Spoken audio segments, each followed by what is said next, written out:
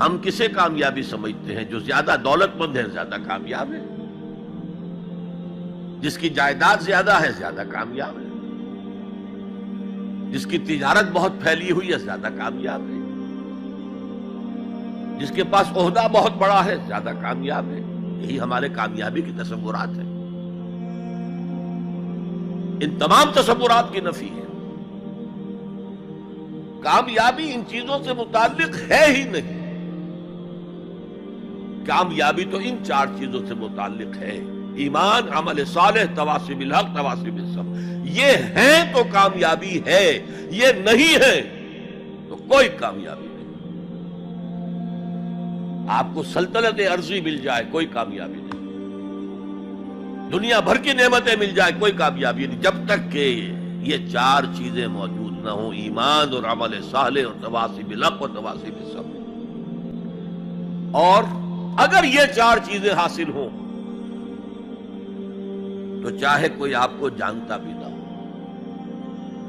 چاہے آپ کسی کٹیا میں رہتے ہو، کوئی محل نہ ہو آپ کے پاس،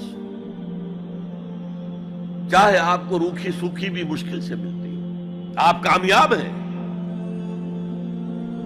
یہ ذہن میں رکھیے، معیار جب تک ہمارا یہ نہیں بنے گا ہم اسلام کے راستے پہ چل ہی نہیں سکتے۔ اس لیے کہ انسان جو بھاگ دوڑ کرتا ہے، جو سعی کرتا ہے، دن رات محنت کرتا ہے، راتوں کو سوچتا ہے، پلاننگ کرتا ہے، وہ کامیابی کے حصول کے لیے۔ اگر کامیابی کے یہ تصورات ہیں تو انہی کے لیے بھاگ دوڑ کرے، دنیا میں گم ہو جائے گا۔ جیسے اقبال نے کہا کہ کافر کی یہ پہچان کہ آفاق میں گم ہے، اور مومن کی یہ پہچان کہ گم اس میں ہے آفاق۔ یہ معیار ہے در حقیقت، جیسے کہ حضور نے فرمایا صلی اللہ علیہ وسلم کہ بہت سے لوگ ایسے بھی ہوتے ہیں جو اگر کسی محفل میں جانا چاہیں تو بار نہ پا سکے، انہیں اجازت ہی نہ ملے۔ اگر وہ کہیں رشتہ کرنا چاہے تو کوئی انہیں رشتہ نہ دے۔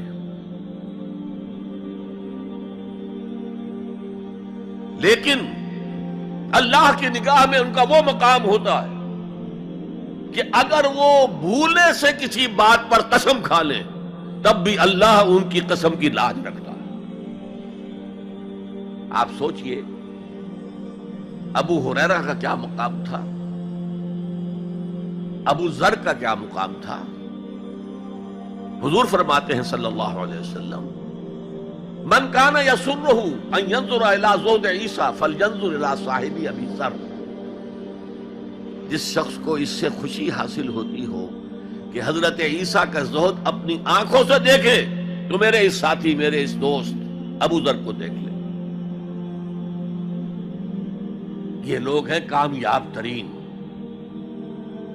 حضرت علی کی جب شادی ہو رہی تھی حضرت فاطمہ سے رضی اللہ تعالی عنہما، ان کے پاس کوئی مکان نہیں تھا۔ ایک انصاری صحابی نے ایک حجرہ دیا ہے جس میں کہ وداع ہو کر حضرت فاطمہ نے، کوئی گھر نہیں تھا، فقراء صحابہ میں سے تھے، مہر دینے کے لیے کچھ نہیں تھا۔ حضور نے پوچھا کچھ ہے علی تمہارے پاس مہر دینے کے لیے؟ اس کیا حضور کچھ نہیں میرے پاس۔ فرمایا تمہارے پاس وہ زرہ ہوتی تھی ایک؟ عرض کیا جی زرہ تو ہے، لیکن ظاہر بات ہے زرہ تو ہتھیار ہے، جنگ کے لیے ہے، جہاد فی سبیل اللہ کے لیے۔ آپ نے فرمایا جاؤ اسے بیچو یا گروی رکھو، اسے لے کر آؤ، مہر تو دینا ہے۔ کیا اس مفلسی کی وجہ سے وہ حضرت علی ناکام انسان تھے؟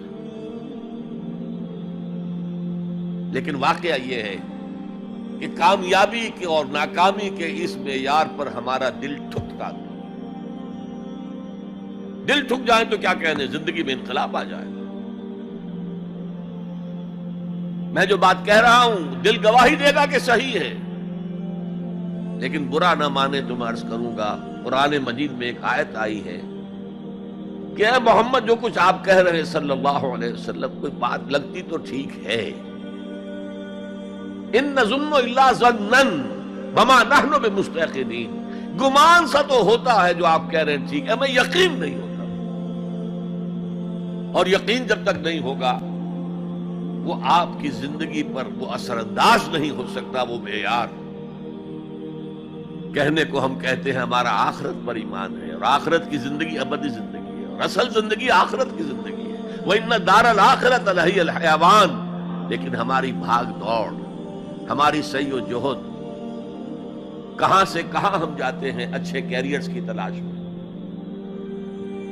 اب ایک ملک کے اندر بھی ادھر جاؤ ادھر جاؤ، ادھر جا کر کو تلاش کرو، ملک سے باہر بھی، عرب ممالک میں جاؤ، یو اے ای میں جاؤ، امریکہ میں جاؤ، اور کتنی خبریں آتی، کتنے لوگ مرتے ہیں انلیگل امیگریشن کی وجہ سے، پورے پورے جہاز ڈوب جاتے ہیں انلیگل امیگریشن۔ کس چیز کی تلاش میں؟